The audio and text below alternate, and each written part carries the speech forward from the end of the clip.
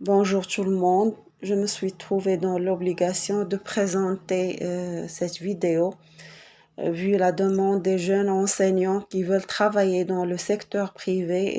Ils se demandent comment ça se passe pour un entretien. Et vu mon expérience, j'ai essayé de faire un résumé que je veux partager avec vous. En premier lieu, ils vont demander de se présenter. Vous devez vous présenter votre parcours dans les études, votre parcours professionnel, bien sûr. Et une question qui peut se poser, quel est le programme avec quoi vous travaillez? Vous allez dire l'édition avec quoi vous travaillez. Combien d'unités dans l'édition? Vous allez répondre. Combien de textes dans l'unité? Après, il peut vous demander pourquoi le changement. Bien sûr, cette question se pose souvent. Pourquoi vous voulez changer de votre école pour une autre école?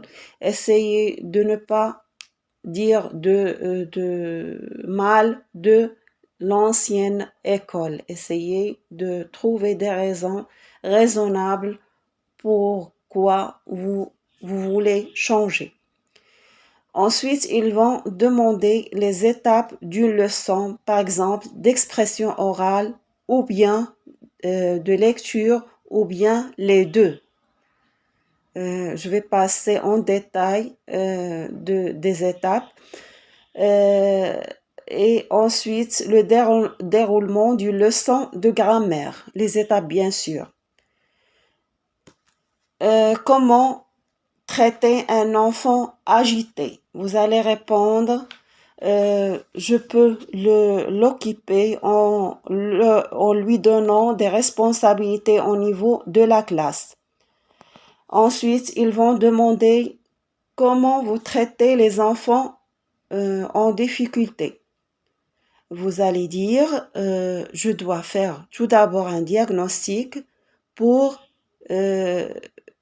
différencier ou bien pour viser la difficulté ou bien pour toucher à la difficulté. Est-ce que c'est une difficulté au niveau par exemple, de l'écriture? Ici, vous devez entraîner l'enfant à écrire, lui donner l'écriture à la maison pour qu'il s'entraîne, ou bien une difficulté au niveau de la lecture. Vous devez procéder à la lecture syllabique, puis la lecture des mots, puis la lecture des phrases et ainsi de suite. Ou bien une difficulté au niveau de la communication. Ici, vous devez faire parler l'apprenant en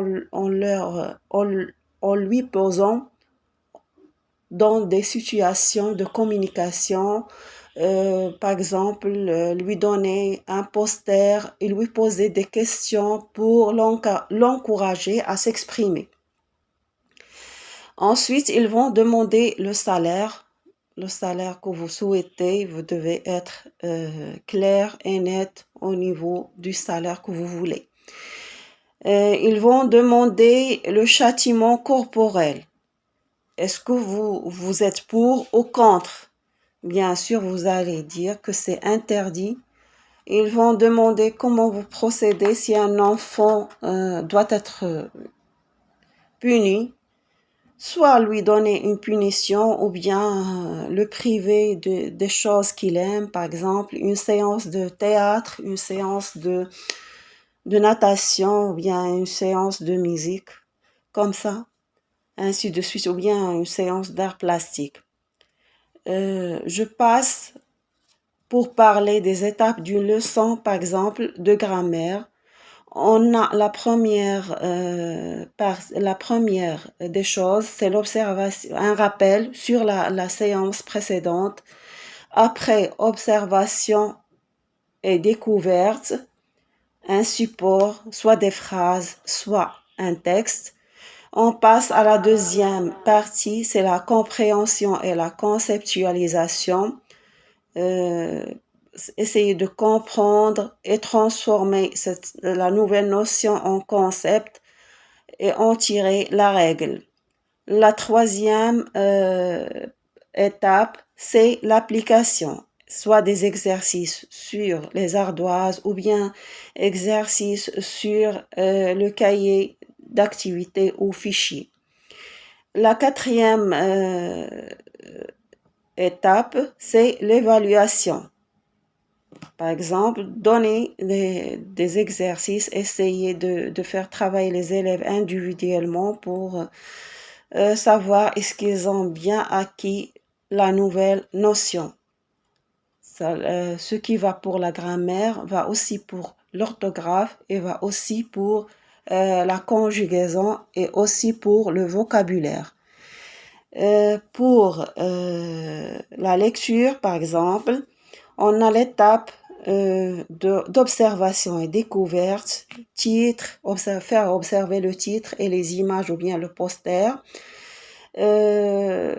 poser des questions, qui sont les personnages, où sont les personnages, ainsi de suite, pour aider les apprenants à émettre des hypothèses. On passe à la deuxième étape, c'est la compréhension. On effectue la lecture magistrale, livre fermé et puis livre ouvert 2 fois. Et après, on pose des questions pour vérifier la compréhension et pour faire valider les hypothèses. Après une lecture silencieuse, on passe à la lecture individuelle.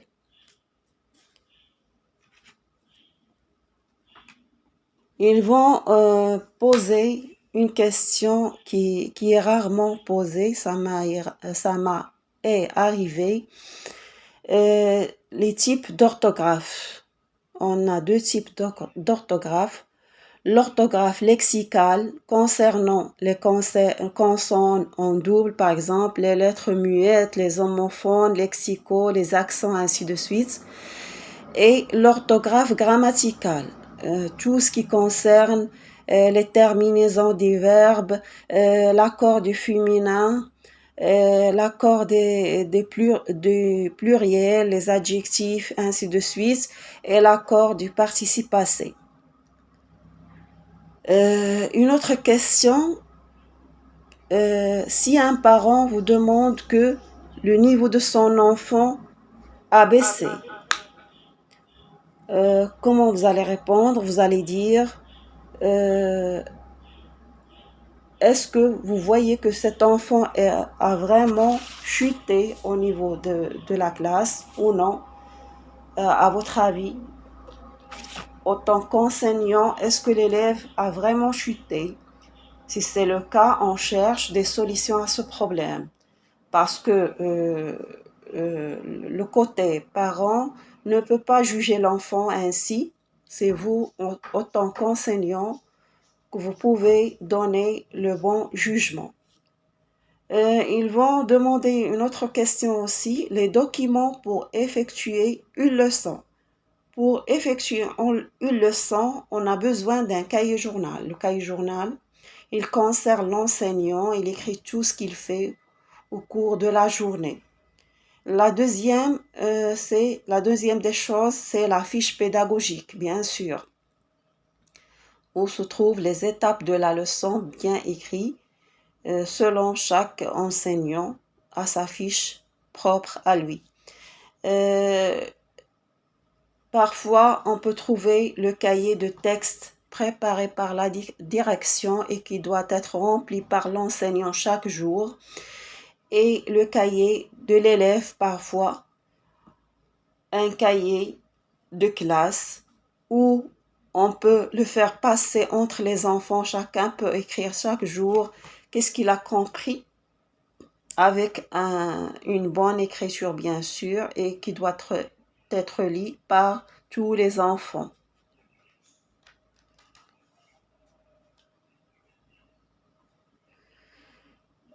Ils peuvent demander aussi l'objectif de l'évaluation.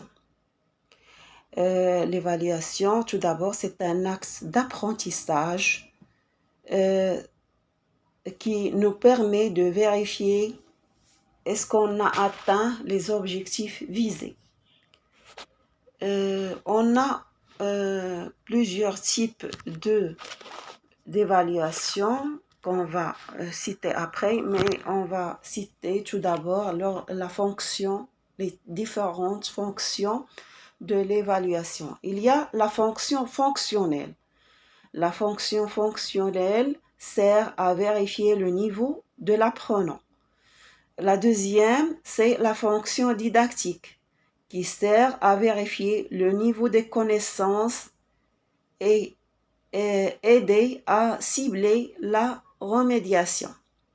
Et la troisième fonction de l'évaluation, c'est l'évaluation sociale, c'est-à-dire informer les parents de l'état de leur enfant et sert aussi à conserver la liaison parents-enseignants.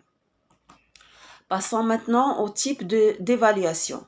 Il y a l'évaluation diagnostique qui se fait au début de la séquence ou bien au début de l'année pour vérifier les préacquis avant de commencer. Deuxièmement, l'évaluation formative qui se fait tout au long de la séquence. L'élève peut s'autoréguler. Et la troisième, c'est l'évaluation sommative qui se fait à la fin de la séquence ou bien fin de l'année, qui est elle-même le bilan des acquis. Ça représente le bilan des acquis et ici on doit donner une note, bien sûr. Passons à la remédiation. La remédiation, ça veut dire soigner avec remède. C'est un moment de régulation. Il y a deux types de remédiation. Il y a la remédiation différée qui se fait en dehors de la séquence. Il y a la remédiation immédiate, intégrée à la séquence d'apprentissage. J'espère que j'ai pu vous être utile. Bon courage et bonne chance.